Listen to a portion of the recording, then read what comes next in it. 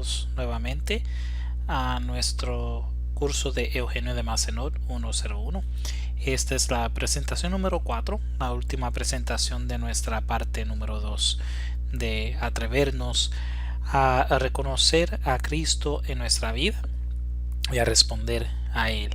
Esta presentación número 4 le hemos dado el título Atreverse en medio de las crisis de la vida. En la última presentación vimos cómo San Eugenio regresa a Aix-en-Provence, su ciudad natal, y comienza a servir a los pobres y los más abandonados, aquellos que no conocían del amor de Cristo. Vimos el ejemplo perfecto en su sermón en la iglesia de la Magdalena, luego también su trabajo con los prisioneros y el cuidado que él tenía por los jóvenes. Y estos eran los pobres y más abandonados para él, porque eran aquellos que no conocían el amor de Cristo el Salvador. Y por lo tanto nos invita a que nosotros también nos atrevamos a reconocer quiénes son los pobres y más abandonados en nuestro contexto local. En esta presentación queremos ver cómo él discierne su futuro en medio de un momento de crisis. Una crisis que en realidad se convierte en una bendición para él, porque le ayuda a reconocer dónde Dios quiere que él vaya. Miremos brevemente esta Sagrada Escritura de la carta de San Pablo a los Filipenses, capítulo 1, versículos 12 al 14. Hermanos, quiero que sepan que con todo lo que me sucede, el Evangelio más bien ha progresado. Entre la gente del palacio y también fuera, mis cadenas han hecho circular el nombre de Cristo. Mi condición de preso ha animado a la mayoría de nuestros hermanos en el Señor, los cuales ahora se atreven a proclamar la palabra más abiertamente y sin miedo. Esta Sagrada Escritura de San Pablo nos ayuda a ver cómo Pablo, aún en la cárcel, encadenado, tiene la esperanza, la firme esperanza de que el mensaje de Cristo todavía es proclamado. En medio de una crisis en la cual se encuentra, el Evangelio sigue todavía siendo predicado. Y así también nosotros nos podemos animar con el hecho de que aún en medio de una crisis personal, una crisis espiritual, si tenemos firmemente puesta nuestra visión en Cristo Jesús y nos atrevemos como San Eugenio o como San Pablo también a seguir llevando el mensaje de Cristo, ese mensaje llegará. Así nosotros nos dedicamos a servir a los pobres y los más abandonados. Miremos entonces qué fue lo que le sucedió a San Eugenio, que lo llevó a una crisis y que se sentía justamente como Pablo en esa cárcel, pero aún convencido de que el Señor tenía un proyecto para él. En el 1814 hubo una epidemia de tifus en la prisión de los soldados austriacos. ¿Se acuerdan de que les dije que Eugenio iba a varias cárceles y prisiones? Y entre las prisiones que estaban en Aix estaba una de los prisioneros de guerra de Austria. Y esos prisioneros vivían en condiciones horribles. Pues obviamente cuando estalla la epidemia del tifus, pues Eugenio mismo se encuentra en esa situación y contrae la enfermedad. Creo que eso nos puede ayudar también a muchos que seguimos sirviendo a nuestros hermanos y hermanas en medio de una pandemia como la del COVID-19. Aún reconociendo los peligros, nosotros a veces nos arriesgamos para llevar el mensaje de Cristo. Y Eugenio también lo hizo. Llevó el mensaje de Cristo a pesar de los peligros que se encontraba. Entonces en el 1814 él cae enfermo. Y de hecho se sentía de que ya estaba en lecho de muerte, tanto de que los congregantes de la Asociación de la Juventud Cristiana de Aix fueron y llamaron a un sacerdote para que le diera sus últimos ritos, le diera la unción de los enfermos y que lo prepararan para la muerte. Eugenio mismo nos dice que enseguida todos los congregantes pidieron espontáneamente dejar las clases y se trasladaron precipitadamente a la iglesia de San Juan, desde donde se iba a llevar el santo viático. La iglesia de San Juan, para aquellos que han ido a Aix-en-Provence, queda justamente detrás de la iglesia de la Misión, la capilla que Eugenio de Macenot un día habitará. Y pues los jóvenes preocupados fueron y le llevaron el viático y comenzaron a orar por él. Y esa es la crisis en la cual él se encuentra. Quizás no una crisis así tan espiritual, pero ciertamente una espiritual, donde él ya no puede servir a los que estaba sirviendo, no se podía dedicar al servicio de Dios a causa de su enfermedad. Los jóvenes aún así continuaron llevando el mensaje continuaron llevando el aliento de sus oraciones para que Eugenio pudiera sanar. Y en la iglesia de la Magdalena estaba esta imagen que ven aquí de Nuestra Señora de la Gracia, una imagen muy antigua. Hoy día esta imagen se ha sido trasladada a la capilla de los Oblatos en la iglesia de la Misión. Y Eugenio mismo nos dice que precisamente esto. Entonces fue cuando desplegaron esos sentimientos de fe y de confianza en Dios, que pido al Señor les conserve siempre. No se contentaron con venir varias veces al día a mi puerta para tener noticias mías, que eran cada día más alarmantes. Comprendieron sin dificultad que había que pedir a Dios lo que los hombres ya no presumían obtener con su arte. Se dirigían en efecto al supremo moderador de todas las cosas, y apoyándose en la poderosa intercesión de la Santísima Virgen, del gran San José y de otros santos a los que más devoción tenía, comenzaron esas oraciones que, unidas a las otras que caritativamente se hicieron por mí, me arrancaron de los brazos de la muerte, de la que casi había llegado a ser preso. Entonces, delante de esta imagen de la Virgen de la Gracia, los jóvenes oraron por varios días pidiéndole su intercesión para que Eugenio pudiera sanar. Y de hecho, el 1 de mayo comienza entonces ese momento donde recobra sus fuerzas, y él dice precisamente de que fue por la intercesión de San José, cuya fiesta se celebra ese día, San José Obrero, pero también por la intercesión de la Virgen María. Eso es un momento definitivo para San Eugenio, porque reconoce de que él no puede seguir haciendo lo que estaba haciendo completamente solo. Ya estaba cansado, y aún teniendo la ventaja de la juventud, se le hacía un poco difícil. Viendo esta crisis, una crisis que lo llevó casi a la puerta de la muerte, él decide que tiene que discernir una forma diferente de llevar el mensaje de Cristo y de hacer la pastoral. Tiene un muy buen amigo, el padre Carlos de Fort-Janson, que para ese tiempo era vicario general de una diócesis, pero que estaba también en proceso de fundar una comunidad, o de hecho había fundado una comunidad de misioneros en París, una comunidad que se estaba ya programando o preparando para llevar el mensaje de Cristo a los rincones del mundo. Y le escribe una carta a este muy buen amigo suyo diciendo: tengo el más vivo deseo de conocer sus constituciones. No es que crea probable que me sea posible unirme a ustedes. No sé todavía lo que Dios exige de mí, pero estoy tan decidido a cumplir su voluntad en cuanto me sea conocida que saldría mañana para la luna si fuera preciso. Fort-Janson le había ofrecido de que se uniera a su grupo. Eugenio siempre tuvo ese deseo de ser parte de una comunidad religiosa. Él había entrenado bajo el padre Don Bartolo Zinelli, ¿se acuerdan? Que él mismo quería ser un jesuita, y por lo tanto en su formación espiritual bajo el padre Zinelli, Eugenio también descubre que él tiene esos mismos sentimientos de vivir bajo una regla establecida, una constitución, un reglamento de vida, y por lo tanto ya iba buscando una manera de poder pertenecer. De hecho, cuando él llega a Aix, viene con él un hermano de la trapa.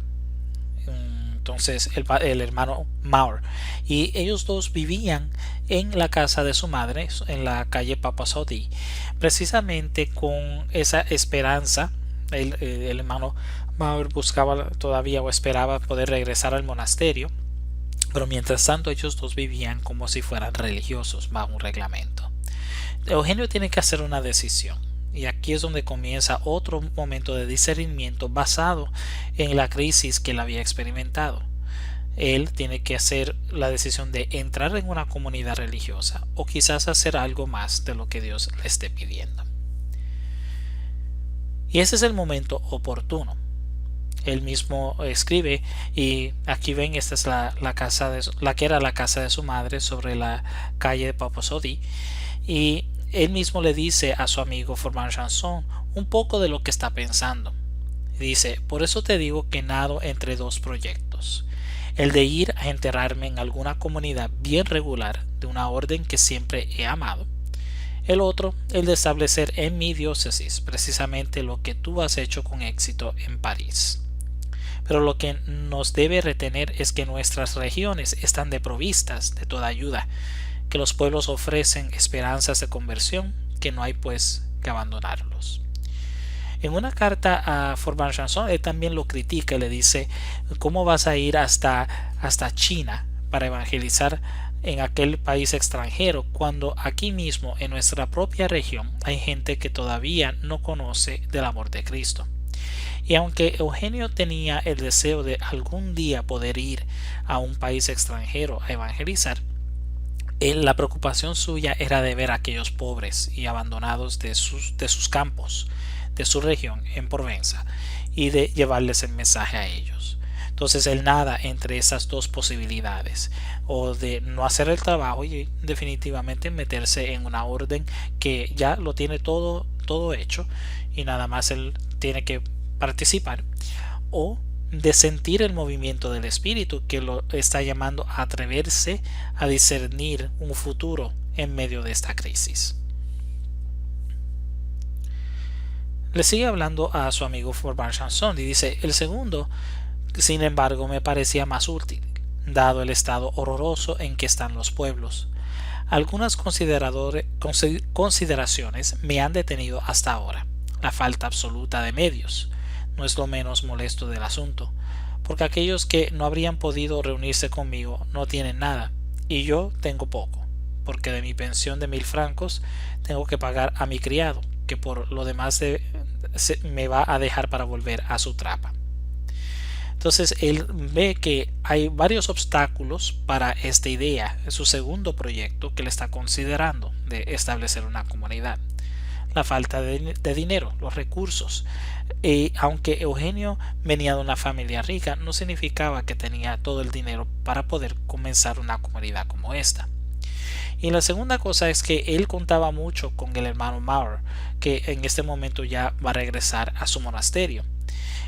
Quería confiar en él porque, como conocía ya la vida religiosa, podía ser ese motivo, esa persona, esa influencia para los que se iban a reunir. Y obviamente aquellos que él ya había considerado que se reunieran con él en esta comunidad no eran personas tampoco de muchos recursos. Entonces eran hombres pobres que buscaban una manera de poder comenzar una comunidad. Entonces esos obstáculos a él le crean también una crisis espiritual de no saber a dónde es que Dios está llamando. Siente el impulso del espíritu, pero no sabe exactamente cómo hacerlo. Le escribe a Froment Chanson todavía: pero lo que nos debe retener es que nuestras regiones están desprovistas de toda ayuda, que los pueblos ofrecen esperanzas de conversión, que no hay pues que abandonarlos. Y eso ya lo habíamos leído. Y el punto de Eugenio es que ¿para qué ir tan lejos si aquí mismo encontramos a los que están abandonados? Y eso es lo que no le permite a él decidirse por ir a otra comunidad o una orden que ya está establecida. Continúa: ahora bien, sería abandonarlos el unirnos a ustedes, porque nosotros solos y no ustedes podemos serles útiles. Hay que hablar su propia lengua para ser comprendido de ellos. Hay que predicar en provenzal. Si podemos formarnos, nada nos impediría afiliarnos a ustedes, si esa unión ha de ser para el bien. Que Dios sea glorificado, que se salven las almas. Todo está ahí, no veo nada más allá.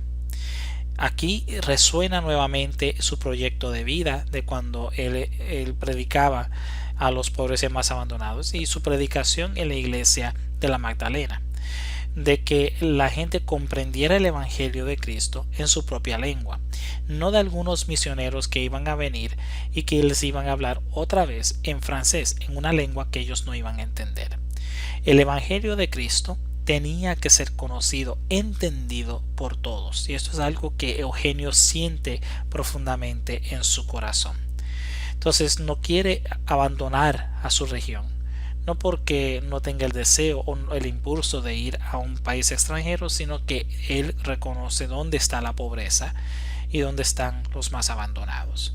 Y así también nosotros discernimos en nuestra vida de un punto de vista de la crisis humana que encontramos, y vemos a aquellos que necesitan escuchar el evangelio. Hoy día esta casa queda dentro de la ciudad de Aix, pero en ese tiempo ya estaba un poquito fuera de la ciudad. Se llama L'Enclos. Y era aquí donde Eugenio inicialmente quería poner la comunidad que él en su mente había imaginado.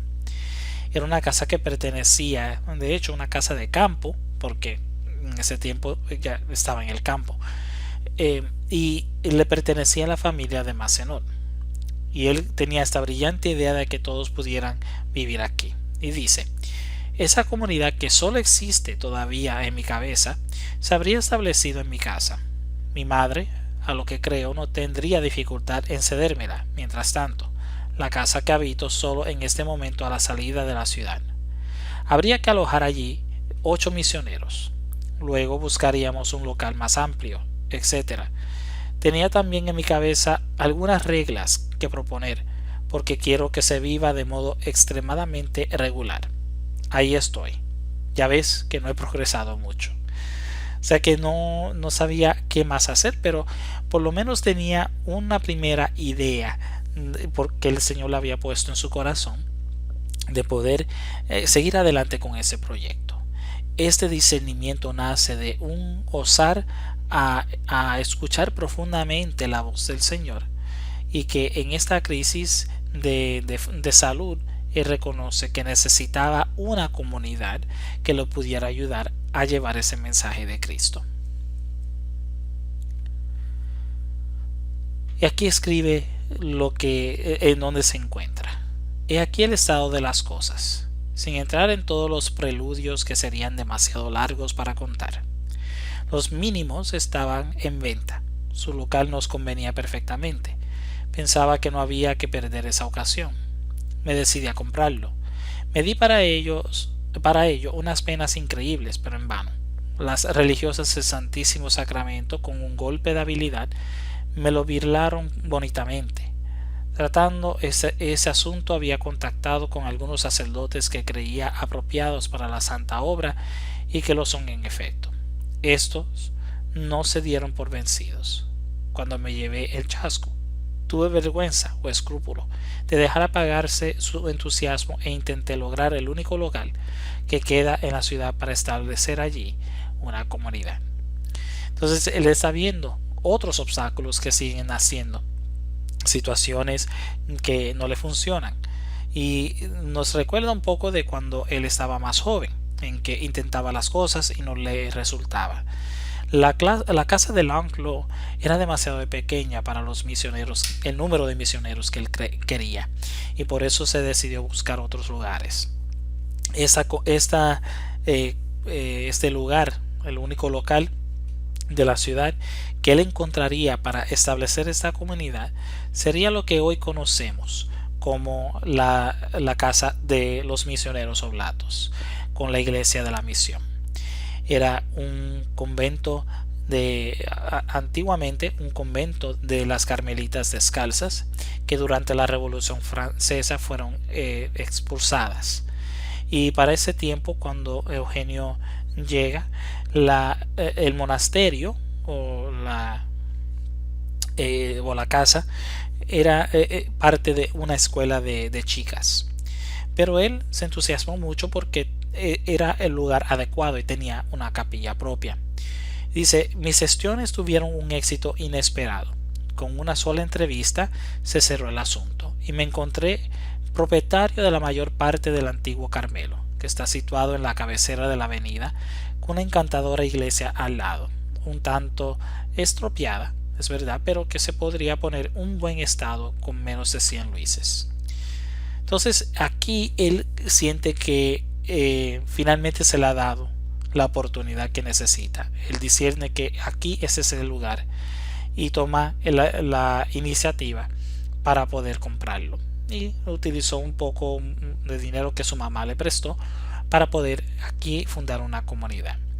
Ya tiene el local. Ahora lo que le toca es discernir quiénes van a formar parte de esta comunidad y cuál sería la misión a la que ellos están llamados, principalmente de servir a los pobres y más abandonados de la región de Provenza.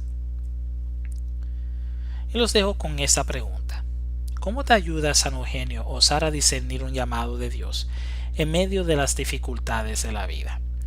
Es verdad que cada uno de nosotros se encuentra en diferentes lugares y nos encontramos a veces hasta en situaciones peligrosas o hasta situaciones de mucho sufrimiento. Pero aún en eso el Señor nos está llamando, así como Eugenio nos ayuda a enfocarnos y atrevernos a escuchar su palabra, porque hay algo preparado para nosotros. Si Eugenio en medio de esta crisis se hubiera dado por vencido, no hubiese tenido la idea, la imaginación de poder fundar una comunidad y que el carisma que hoy conocemos como el carisma macedoniano nos hubiese hecho presente en el mundo y en la iglesia. Este icono que ven aquí fue escrito por una de las socias oblatas de la provincia de Estados Unidos, la señora Loretta Agoli, y nos enseña precisamente lo que Eugenio hace en este osar, en este atreverse a buscar la misión. En una mano tiene las palabras que escuchamos en la última presentación de Lucas, que nos ha enviado, el Señor me ha enviado a llevar la buena noticia a los pobres, y en la otra tiene la cruz misionera oblata, la misión de Cristo que se traslada hacia nosotros a través de la cruz.